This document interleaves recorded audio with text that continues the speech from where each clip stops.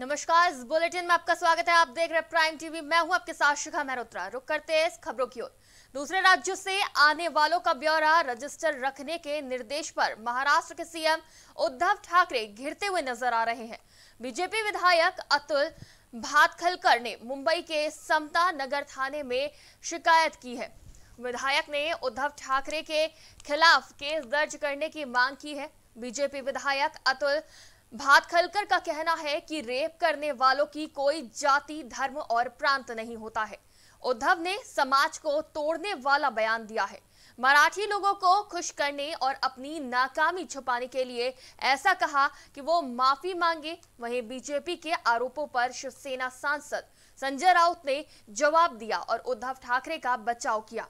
संजय राउत ने कहा कि सीएम उद्धव ने किसी जाति, धर्म या राज्य का नाम नहीं लिया। उनके बयान में कुछ गलत नहीं है।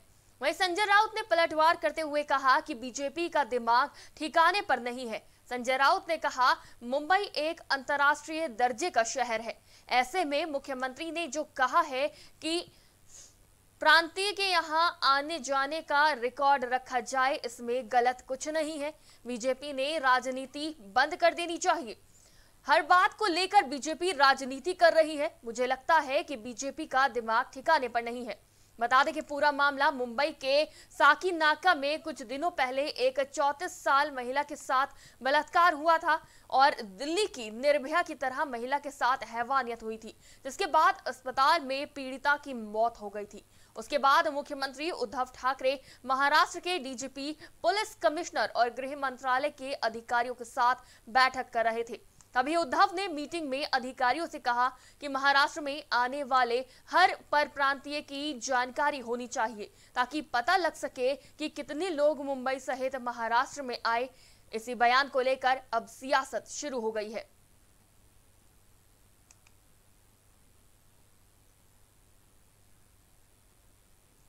पद्म पुरस्कार 2022 के लिए नामांकन और नामित करने की आज अंतिम तारीख है। गृह मंत्रालय ने इस बात को लेकर जानकारी दी है। पद्म पुरस्कार के पोर्टल padmaaward.gov.in पर जाकर इसके लिए ऑनलाइन नामांकन किया जा रहा है, जबकि इसके विजेताओं की घोषणा अगले साल गणतंत्र दिवस के अवसर पर की जाएगी। वहीं गृह मंत्रालय का यह भी कहना है कि सरकार पद्म पुरस्कारों को लोगों का पुरस्कार बनाने के लिए प्रतिबद्ध है। गृह मंत्रालय ने मंगलवार को इस बारे में आधिकारिक जानकारी देते हुए कहा, पद्म पुरस्कारों पर पद्म विभूषण, पद्म भूषण और पद्मश्री के लिए नामांकन और नामित करने की ऑनलाइन प्रोसेस इस समय चल रही है। अगले साल गणतंत्र दिवस के अवसर पर विजेताओं की घोषणा की जाएगी। गृह मंत्रालय ने साथ ही अपनी जानकारी में लिखा कि देश के सभी नागरिकों से अपील है कि ऐसे लोगों को पद्म पुरस्कारों के लिए नामित करें जो जमीनी स्तर पर असाधारण काम कर रहे हैं। वहीं महिलाओं, SC, ST और दिव्यांग लोगों के समेत समाज के ऐसे प्रतिभावान लोग जो निस्वार्थ भाव से समाज के लिए काम कर रहे हैं, उनका नाम आप पद्म पुरस्कारों के लिए नामित कर सकते हैं।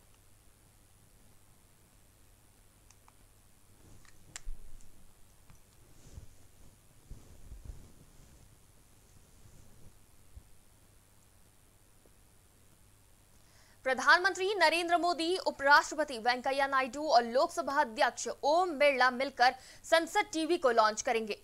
इसका उद्घाटन शाम 6 बजे किया जाएगा। लोकसभा टीवी और राज्यसभा टीवी को मर्ज कर एक नया टीवी चैनल बनाया गया है, जिसे संसद टीवी का नाम दिया गया है। इस नए चैनल पर वरिष्ठ कांग्रेस नेता कर्ण सिंह, अर्थशास्त्री विवेक देबरॉय, नीति आयोग के प्रमुख कार्यकारी अधिकारी अमिताभ कांत और वकील हेमंत बत्रा अलग अलग शो की मेजबानी करेंगे। एक सूत्र ने बताया कि संसद टीवी को रिसर्च चैनल के रूप में स्थापित किया जा रहा है। ये चैनल राष्ट्रीय और अंतर्राष्ट्रीय दर्शकों को लोकतांत्रिक मूल्यों और देश की संस्थाओं से संबंधित विषयों पर हाई क्वालिटी की कंटेंट पेश करेगा। वहीं संसद सत्र की बैठकों के दौरान इस चैनल पर लोकसभा और राज्यसभा की कार्यवाही का सीधा प्रसारण किया जाएगा। इसके अलावा बाकी समय में जानकारी युक्त कार्यक्रम पेश किए जाएंगे। कर्ण सिंह कई धर्मों के बारे में भी जानकारी देते नजर आएंगे और जो कि विवेक देब्रॉय इतिहास पर बात करते दिखाई देंगे। वहीं अमिताभ कांत भारत का बदलाव विषय पर कार्यक्रम संचालित करेंगे, जबकि हेमंत बत्रा कानूनी विषय पर कार्यक्रम पेश करेंगे।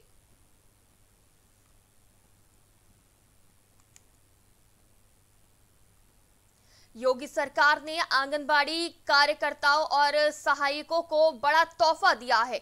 इनके मानदेय में भारी बढ़ोतरी की गई है। आंगनबाड़ी कार्यक्रमों को मानदेय के अतिरिक्त हर माह 1,500 रुपए, मिनी आंगनबाड़ी कार्यकर्मियों को 1,250 रुपए और आंगनबाड़ी सहायकों को 750 रुपए प्रति माह प्रोत्साहन राशि दी जाएगी।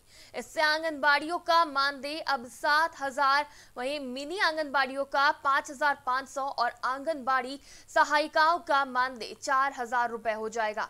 राज्य सरकार ने इसे परफॉर्मेंस से जोड़ते हुए मानक तय कर दिए हैं। इस संबंध में मंगलवार को बाल विकास और पुष्टाहार विभाग की प्रमुख सचिव वी हेकाली झिमोमी ने आदेश जारी कर दिया है। इस आदेश से लगभग 3.70 लाख कार्यकर्तियों और सहायिकाओं को लाभ मिलेगा। ये लाभ सितंबर के मानदेय के साथ दिया जाएगा। साथ ही राज्य सरकार ने बीते दिन अनुपूरक बजट में मानदेय बढ़ाने की घोषणा की थी। अनुपूरक पोषाहार में सभी पंजीकृत लाभार्थियों को प्रतिमाह पोषाहार के 100% वितरण करने पर आंगनबाड़ी और मिनी आंगनबाड़ी कार्तियों को 500 रुपए प्रतिमाह और सहायिकाओं को 400 रुपए प्रतिमाह प्रोत्साहन राशि दी जाएगी।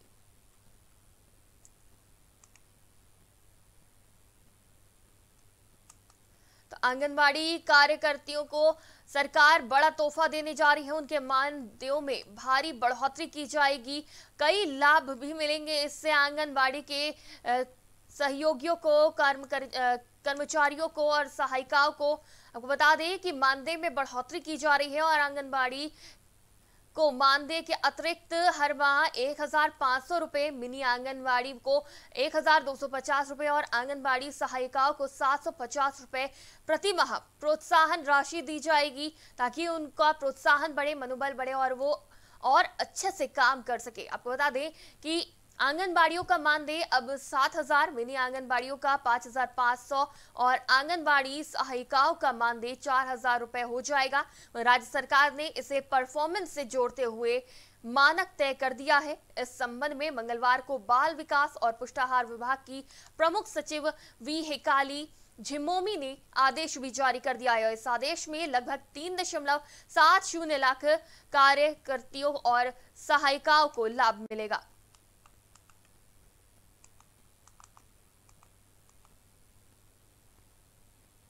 गुजरात, पश्चिम बंगाल, छत्तीसगढ़, उत्तर प्रदेश समेत देश के कई राज्यों में जमकर बारिश हुई। मौसम विभाग ने 16 सितंबर से हरियाणा, राजस्थान और पश्चिम उत्तर प्रदेश में बारिश की गतिविधि बढ़ाने का अनुमान लगाया है। वहीं विभाग की तरफ से मंगलवार को दी गई जानकारी के अनुसार 3 से 4 दिनों में देश के कम से कम 4 राज्यों में भारी बारिश की संभावना है।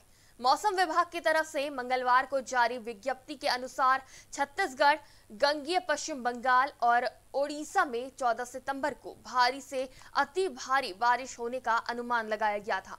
विभाग का कहना है कि इसके बाद बारिश में कुछ कमी आएगी। अगले 3 से 4 दिनों में कोंकण, उत्तर मध्य महाराष्ट्र, गुजरात, पूर्वी राजस्थान, मध्य प्रदेश में भारी से अति भारी बारिश हो सकती है। इसके अलावा बुधवार को पूर्वी और पश्चिमी मध्य प्रदेश और गुजरात राज्य में अधिकतर भारी बारिश का अनुमान है।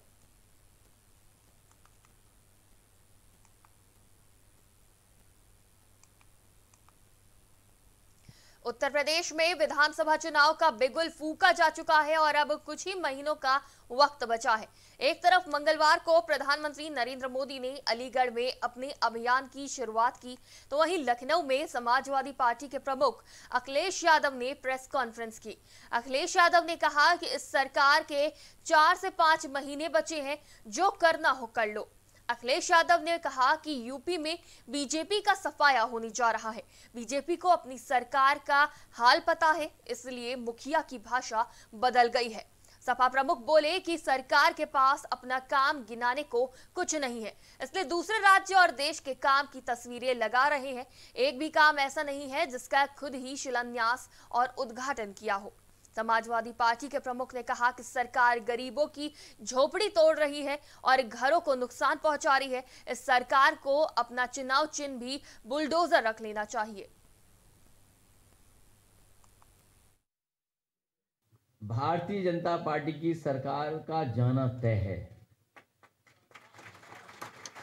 और इसीलिए सरकार के मुखिया की भाषा बदल गई है।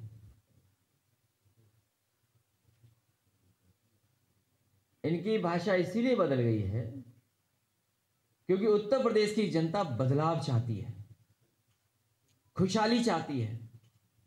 जिस तरीके से काम समाजवादी सरकार में हो रहे थे, उन कामों को दोबारा चाहती है। आज किसान हो, व्यापारी हो, नौजवान हो, हर वर्ग के लोग दुखी हैं सरकार से। जिनके पास अपना काम बताने को नहीं है। अभी तक ये सरकार नाम बदल रही थी, रंग बदल रही थी, समाजवादियों के काम उन पर अपना नाम लगा रही थी। अब तो दूसरे प्रदेशों के और दुनिया के दूसरे हिस्से से भी फोटो चुरा करके अपना काम बताने में सरकार आगे बढ़ रही है। मैं बधाई देना चाहता हूं सोशल मीडिया के तमाम नौजवानों को, जिन्होंने कम से कम भारतीय जनता पार्टी के मुख्यमंत्री जी को दिखा दिया कि विकास क्या होता है। डिप्टी सीएम को गार्ड ऑफ ऑनर देकर सम्मानित किया गया। कार्यकर्ताओं ने पुष्प देकर डिप्टी सीएम केशव प्रसाद मौर्य का स्वागत किया। वहीं गोपाल सरस्वती स्कूल में पीडब्ल्यूडी की योजनाओं का डिप्टी सीएम ने शिलान्यास किया, साथ ही कार्यकर्ताओं को संबोधित भी किया। डिप्टी सीएम केशव प्रसाद मौर्य ने कहा, अखिलेश यादव को अपनी पार्टी का नाम बदलकर AK-47 रख लेना चाहिए। प्रियंका के दौरे को लेकर कहा कि 2019 में भी प्रियंका ने दौरा किया था, लेकिन कोई प्रभाव नहीं पड़ा। इस बार भी नहीं पड़ेगा। जब सपा, बसपा और कांग्रेस मिलकर चुनाव लड़ी थी, तब भी अमेठी में हमने उन्हें हरा दिया था। मुख्यमंत्री के अब्बाजान के बयान पर हम लोग आरएसएस से निकले हैं। जब उनको मौलाना मुलायम सिंह कहा जाता है, तब उन्हें खुशी होती है। तो डिप्टी सीएम ने विपक्षियों पर जमकर निशाना साधा।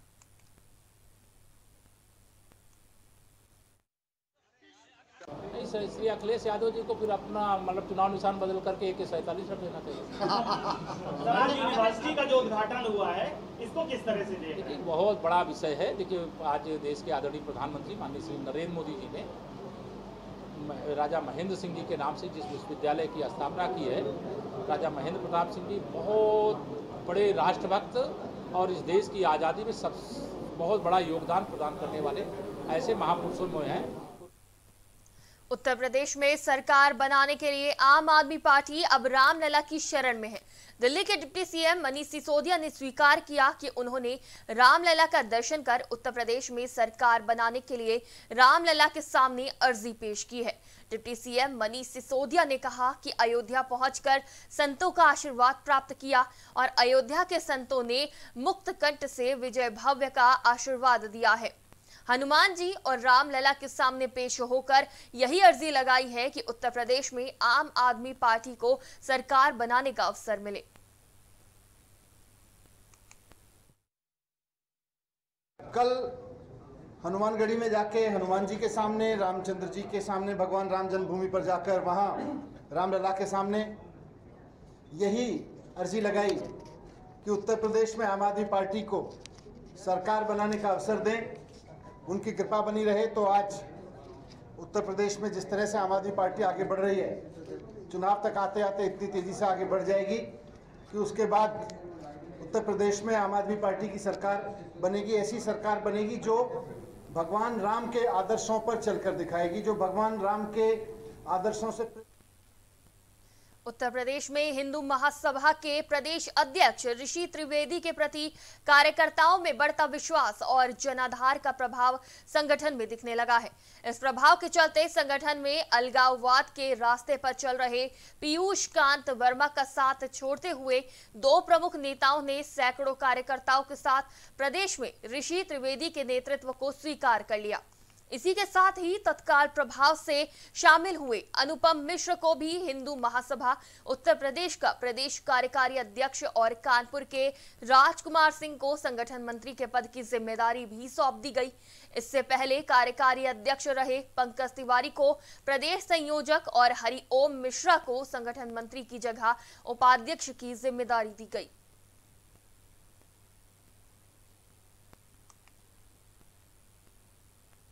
कानपुर के चमनगंज स्थित हलीम मुस्लिम इंटरमीडिएट कॉलेज को कक्षा 12 तक संचालित करना है। कोरोना काल में स्कूल ना खुलने से यहां पर शिक्षकों के वेतन नहीं दिए जा रहे थे, तो वहीं स्कूल की कार्यवाहक प्रिंसिपल का कहना है कि मैनेजमेंट के पास फाइनेंस नहीं है।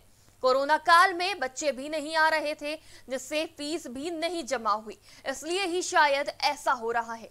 बता दें कि वेतन न मिलने से कई शिक्षक यहां से नौकरी छोड़ के भी जा चुके हैं। तो वहीं प्रिंसिपल का कहना है कि हम कार्यवाहक प्रबंधक से तो कहते हैं, लेकिन कार्यवाहक प्रबंधक ध्यान नहीं देते हैं। एक तरफ से ये कहा जा सकता है कि बच्चों से तो फीस ली जा रही है, लेकिन शिक्षकों की जेब खाली है।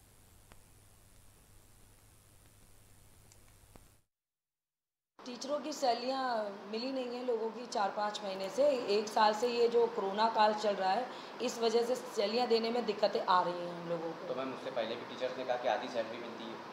हाँ, वो हम लोग भी बच्चों को भी डिस्काउंट दिया है, सैलरियों में हाफ कर दी, उस हिसाब से टीचरों को भी आधी सैलरी। वजह से क्या बच्चे स्कूल में नहीं आते या फीस नहीं जमा होता? पिछले साल से बच्चे तो नहीं आए, इस बार जो आदेश हुए उसके हिसाब से आ रहे हैं। उसी तरीके से गार्जियंस अपने बच्चों को पढ़ा भी नहीं आ रहे हैं। पुरानी टीचर्स भी यहाँ पर छोड़कर चली गई हैं मैम इस वक्त? हाँ, बहुत ऐसे टीचर्स हैं जो सैलरी ना मिलने की वजह से छोड़ के चली गई हैं। सैलरी की ये कि जब से कोविड हुआ तो हमारी हाफ सैलरी हो गई, लेकिन वो हाफ सैलरी आहिस्ता आहिस्ता इतनी पेंडिंग हुई है कि 5 मंथ्स की सैलरी पेंडिंग होती है। हम लोग को अराउंड 10 डेज पहले अप्रैल की सैलरी मिली। जस्ट इमेजिन कि हाफ सैलरी, और यहाँ हमारी सैलरी बहुत ज़्यादा नहीं है, बहुत कम है, ठीक है। और वो सैलरी हाफ मिलती है, वो भी ऑन टाइम नहीं, वो भी नहीं कि एवरी मंथ हमको मिल जाए, वो भी नहीं मिल रही है। यूपी के कई जिलों में कोरोना की तीसरी लहर की चर्चा के बीच इन दिनों डेंगू और बुखार का प्रकोप भी देखने को मिल रहा है।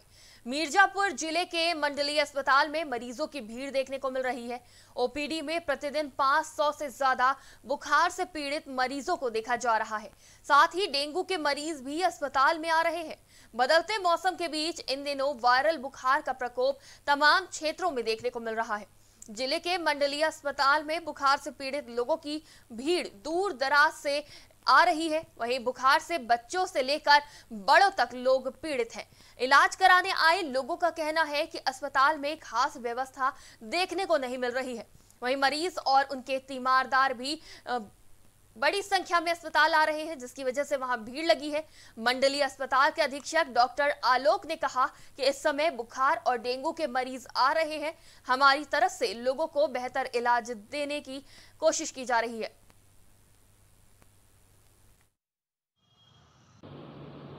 इस समय वायरल फीवर के लगभग 70 से 80 मरीज पर डे आ रहे हैं। ज़्यादातर तो बहुत सीरियस नहीं होते हैं तो दवाई लिखवा के चले जाते हैं। कुछ अगर सीरियस होते हैं तो उनको एडमिट भी करना पड़ता है, तो एडमिट करते हैं हम उनको।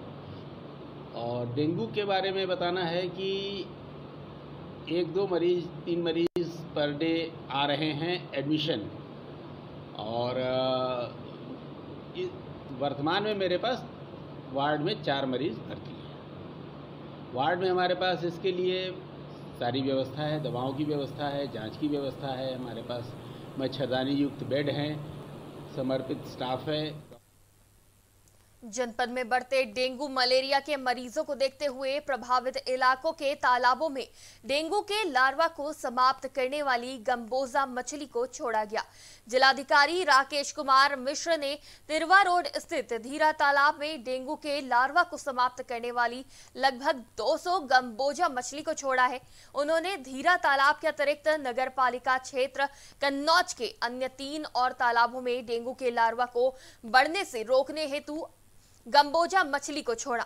जिलाधिकारी ने सभी प्रभावित ग्रामीण क्षेत्रों के लिए मुख्य विकास अधिकारी को एवं अधिशासी अधिकारी कन्नौज को नगरीय क्षेत्र के प्रभावित तालाबों और जलाशयों में गंबोजा मछली को छोड़ने के निर्देश भी दिए। जिन गांवों में डेंगू के केसेस आए हैं या शहरी क्षेत्र में जो तालाब हैं तो उसमें चूँकि पानी भरा रहता है तो ज़्यादा चांसेस रहते हैं कि डेंगू के मच्छर वहाँ पनपें। तो इसके लिए इन तालाबों में गंबोजा मछली जो डेंगू के लार्वा को ही खाती है वो मछलियाँ डलवाई जा रही हैं। तो वो उसके पड़ने से ये मछलियाँ डेंगू के लार्वा को खा लेंगी तो फिर डेंगू का डेवलपमेंट। इस बुलेटिन में फिलहाल इतना ही। आप देखते रहिए प्राइम टीवी।